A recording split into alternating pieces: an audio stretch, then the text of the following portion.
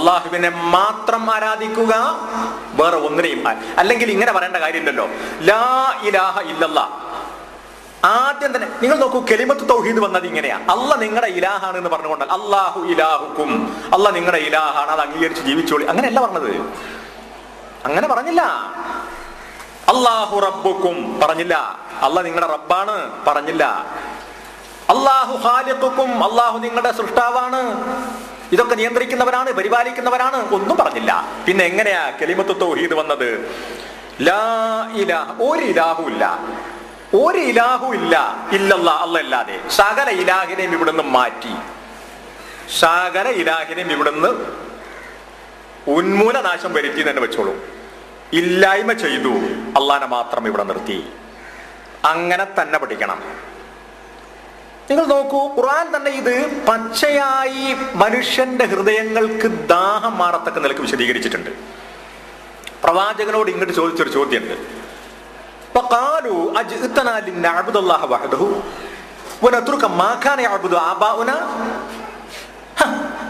ഇയാൾ നീ ഇപ്പൊ വന്നത് ഞങ്ങൾ അള്ളാനെ മാത്രം ആരാധിക്കണം എന്ന് പറയാനാണോ? ഞങ്ങളുടെ പിതാക്കൾ ഒക്കെ ആരാധിച്ചിരുന്നതിന് ഞങ്ങൾ ഒഴിവാക്കണം, അള്ളാനെ മാത്രം ആരാധിക്കണം എന്ന് പറയാനാണോ നീ വന്നത്? അങ്ങനെ തന്നെ, അതിന് തന്നെയാ വന്നത്, അതിന് തന്നെയാ വന്നത്. അജഅലൽ ആലിഹത ഇലാഹൻ വാഹിദൻ ഇന്ന ഹാദാ ലശൈഉൻ നുജാബ്. ഇയാൾ വന്നിട്ട് നമ്മുടെ ഇലാഹുകളെ ഒക്കെ കൂടി ഏകീകരിക്കുക, ഒന്നാക്കുക. വൈവിധ്യമാർന്ന വ്യത്യസ്തങ്ങളായ പല ദൈവങ്ങൾ, ആ ഇലാഹ് ആലിഹത്തുകൾ ഉണ്ടായിരുന്നതിനൊക്കെ കൂടെ ഒന്നാക്കാനാണോ? ഇത് വലിയ അത്ഭുതമുള്ള കാര്യമാണ്. അതിന് തന്നെയാണ് വന്നത്. അതിന് ഇനി ഖുർആൻ പറയുന്ന മറ്റൊരു ശൈലി നിങ്ങൾ നോക്കൂ. وَإِذَا ذُكِرَ اللَّهُ وَحْدَهُ اشْمَأَزَّتْ قُلُوبُ الَّذِينَ لَا يُؤْمِنُونَ بِالْآخِرَةِ وَإِذَا ذُكِرَ الَّذِينَ مِن دُونِهِ إِذَا هُمْ يَسْتَبْشِرُونَ. അല്ലാഹുവിനെ മാത്രം എന്ന് പറയപ്പെട്ടാൽ, മാത്രം, അതിന് കട്ടിയിൽ അടിവരടണം. അല്ലാഹുവിനെ മാത്രം എന്ന് പറയപ്പെട്ടാൽ ഇഷ്മഅസ്സത്ത് ഖുലൂബുൽ ലദീന ലാ യുഅ്മിനൂന ബിൽ ആഖിറ, യൗമുൽ ആഖിറിൽ ശരിക്കും വിശ്വാസം ഉറച്ചിട്ടില്ലാത്ത ആളുകളുടെ ഹൃദയങ്ങൾക്ക് അറപ്പും വെറുപ്പും പ്രകടമാകണില്ലേ? ഉണ്ട്. അള്ളാനെ മാത്രം ബാക്കിയുള്ളതിന് മുന്നേ ഒഴിവാക്കി എന്ന് പറഞ്ഞാൽ അംഗീകരിക്കാൻ കഴിയില്ല മനുഷ്യനെ. അത് വലിയ വിഷമാ, പ്രയാസാണ്, അവർക്ക് മുഖം ചുളിവാണ്, ഹൃദയത്തിന്റെ അറപ്പാണ്, വെറുപ്പാണ്. ഇത് നമ്മൾ പറഞ്ഞതല്ല, അല്ല പറഞ്ഞു, അള്ളാഹു പറഞ്ഞു ഖുർആനിൽ. ഇഷ്മഅസ്സത്ത് ഖുലൂബുൽ ലദീന ലാ യുഅ്മിനൂന ബിൽ ആഖിറ വഇദാ ദുകിറ അല്ലദീന മിൻ ദൂനിഹി ഇദാ ഹും യസ്തബ്ശിറൂൻ. അള്ളാഹുവിനെ മാത്രം എന്നത് വിട്ടു, ബാക്കിയുള്ളവരെയൊക്കെ കൂട്ടി. അമ്പിയ, ഔലിയാക്കന്മാര്, ഹോജാക്കന്മാര്, ഷെയ്ഖന്മാര്, തങ്ങന്മാര്, ഔലിയാക്കന്മാര് എല്ലാവരെയും ഒക്കെ കൂട്ടി കമ്പനി ചേർത്ത് പറഞ്ഞാലോ ഇദാഹും യസ്തബ്ശിറൂൻ, അവർക്കതാ സന്തോഷമാകുന്നു. അവരുടെ മുഖം കറുപ്പ് മാറി, ഹൃദയത്തിന്റെ അറപ്പും വെറുപ്പും ഒക്കെ മാറി, വലിയ പ്രസന്നവദനായി, സന്തോഷമായി, സ്നേഹമായി, ഇഷ്ടമായി, ഒരു വെറുപ്പുമില്ല ആർക്കും. മനസ്സിലായല്ലോ? ഇതൊക്കെ ഖുർആൻ പറഞ്ഞതാ. ദാലികും ബിഅന്നഹു ഇദാ ദുഇയല്ലാഹു വഹദഹു കഫർതും വഇൻ യുശ്റക ബിഹി തുഅ്മിനൂ ഫൽ ഹുക്മു ലില്ലാഹിൽ അലിയിൽ കബീർ. എന്താ കാരണം എന്ന് പറയുന്നത്? ഇദാ ദുഇയല്ലാഹു വഹദഹു, അല്ലാഹുവിനോട് മാത്രം പ്രാർത്ഥിക്കുക, അള്ളാഹുവിനോട് മാത്രം പ്രാർത്ഥിക്കുക എന്ന ഒരവസ്ഥ വന്നാൽ കഫർത്തും, നിങ്ങൾ അത് നിഷേധിക്കുകയാണല്ലോ ചെയ്യുന്നത്. അത് അംഗീകരിക്കാനും കൂട്ടാക്കാനും സ്വീകരിക്കാനും ആളില്ല. വയൻ യുശ്റക ബിഹി തുഅ്മിനൂ, ഇനി പങ്കു ചേർക്കപ്പെട്ടാലോ, ഷിർക്ക് ചേർക്കപ്പെട്ടുണ്ടാക്കിയാലോ, അള്ളാഹുവിനെ മാത്രം വന്നത് വിട്ടു വേറെ പലരും അതിനോട് ചേർത്തു എന്നാലോ തുഅ്മിനൂ, നിങ്ങൾ വിശ്വസിക്കും ചെയ്യും. എന്തൊരു വിരോധാഭാസം! അപ്പൊ ഇതൊക്കെ ഇങ്ങനെ തന്നെ ഖുർആൻ പറഞ്ഞിട്ടുണ്ട്. وَإِذَا ذَكَرْتَ رَبَّكَ فِي الْقُرْآنِ وَحْدَهُ وَلَّوْا عَلَى أَدْبَارِهِمْ نُفُورًا. ഖുർആൻ സൂറത്തുൽ ഇസ്രായിൽ ഇങ്ങനെ കാണാം. പ്രവാചക ഖുർആൻ ഓതിയിട്ട് ഖുർആനിൽ അല്ലാഹുവിനെ മാത്രം വഹ്ദഹു ഏകനായിട്ട് നീ പ്രഖ്യാപിച്ചാൽ, പറഞ്ഞാൽ, അവരവിടെ നിൽക്കൂല. അവര് നിന്നോട് സ്നേഹ ബഹുമാന ആദരവുകൾ പുലർത്തി നിനക്ക് ചുറ്റിലും നിനക്ക് മുമ്പിലും നിൽക്കൂല പ്രവാചക. അവർ മടമ്പിൻ കാലിൽ പിന്തിരിഞ്ഞു പോയി കളയും. ഈ പിന്തിരിഞ്ഞു പോക്ക് നൂഹ് നബി അലൈഹി ഇസ്ലാം ആ പ്രവാചക പ്രഭുവിന്റെ കാലഘട്ടം മുതൽക്ക് മഹാനായ അഷ്റഫുൽ ഖൽഖ് തിരുനബി തങ്ങളുടെ കാലഘട്ടത്തിലും ശേഷവും ഇന്നും ഖിയാമത്ത് നാൾ വരെയും ഉണ്ടാകും, ഉണ്ടായിക്കൊണ്ടിരിക്കും.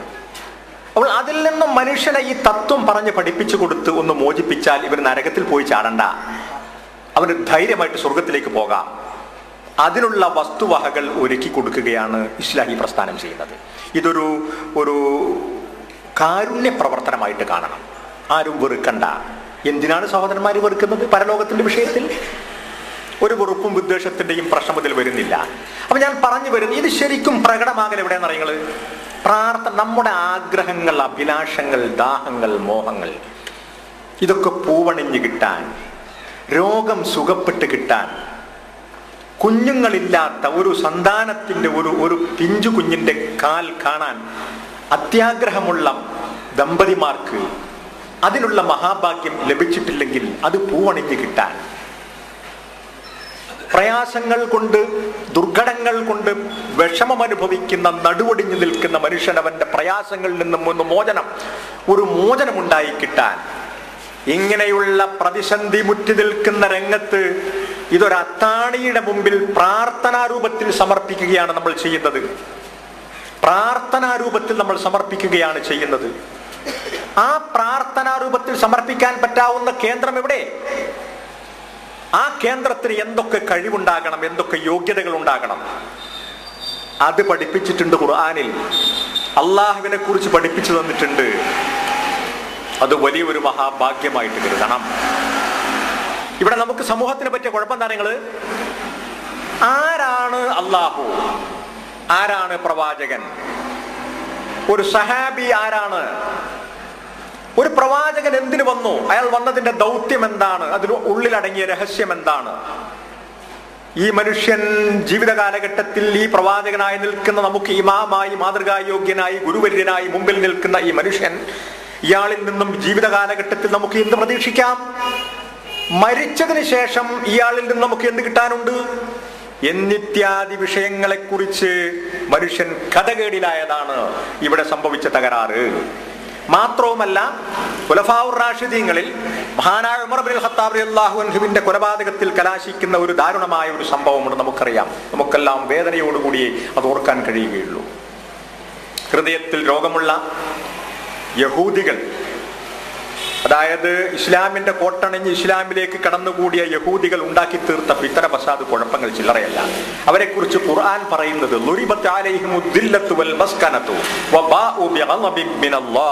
അള്ളാഹുവിന്റെ കോപവുമായിട്ടാണ് അവർ മടങ്ങി. കാരണം അവരുടെ പ്രവർത്തനം അങ്ങനെയാണ്.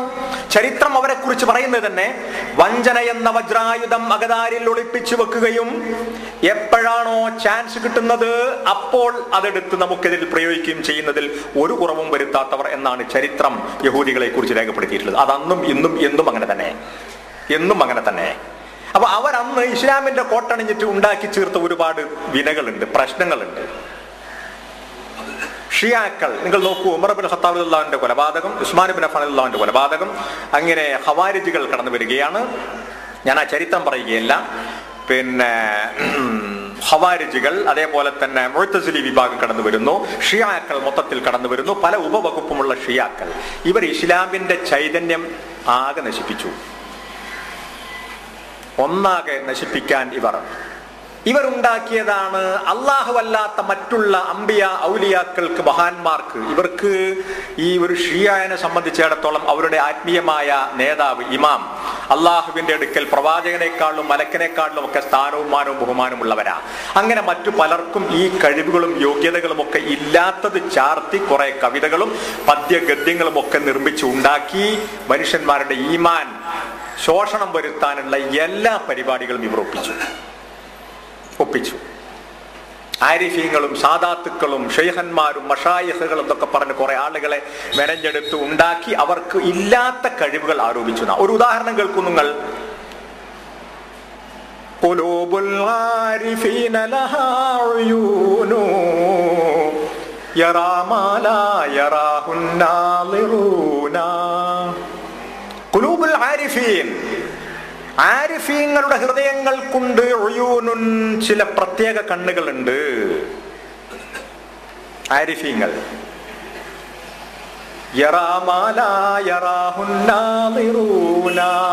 സാധാരണ നമ്മൾ കാഴ്ചക്കാര് കണ്ണുകൊണ്ട് നേത്രങ്ങൾ കൊണ്ട് കാണുന്ന ഈ കാഴ്ചയൊന്നുമല്ല, അതല്ലാത്ത ഒരുപാട് കാര്യങ്ങൾ അവര് കാണുന്നുണ്ട് എന്നാ. സാധാരണ മനുഷ്യന്മാർക്ക് കാണാത്ത ഗോപ്യമായി നിൽക്കുന്ന പല അസ്റാറുകളും രഹസ്യങ്ങളും ഒക്കെ ഈ ആരിഫീങ്ങൾക്ക് കാണുന്നുണ്ട്, അതിനുള്ള കണ്ണവർക്കുണ്ട് എന്ന് പറഞ്ഞു സ്ഥാപിച്ചു.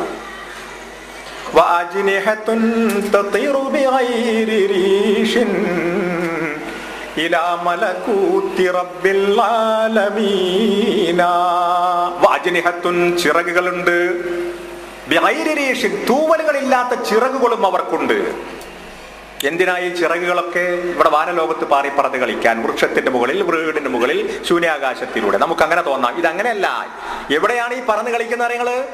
ഇലാ മലകൂത്തി റബ്ബിൽ ആലമീന, അർഹമുർറാഹിമീനായ റബ്ബ് സുബ്ഹാനഹു വ തആലയുടെ മലക്കൂത്ത് സമാവാത്തിലൂടെ പാറിപ്പറന്ന് കളിച്ചു നടക്കാൻ പറ്റാവുന്ന ചിറകുകളും അവർക്കുണ്ട്. ഇത് അള്ളയും റസൂലും പഠിപ്പിച്ചതല്ല. ഇത് അള്ളയും റസൂലും